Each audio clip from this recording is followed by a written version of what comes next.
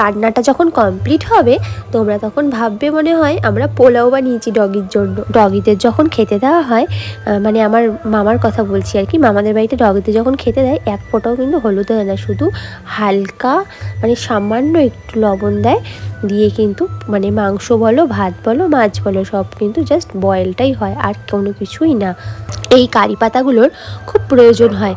আর এই জিনিসটা আমি লক্ষ্য করলাম, বারাসাতের বাড়ি বলো আর পায়রাডাঙ্গার বাড়ি বলো, দুটো বাড়িতেই কিন্তু কারি পাতা পেয়ে গেলাম। আর এই দেখো, ইনি ইনি হচ্ছে সব সময় আমাদের সেবা করতে থাকে। ইনি দেখো সবার জন্য কিন্তু রান্না করছে মাংস, ভাত। শুধু কি ডগিরা মাংস খাবে? আর যারা সেবা করছে ডগিদের, তাদেরও তো একটু মাংস খেয়ে শরীরে শক্তি বাড়িয়ে নিতে হবে, তাই না?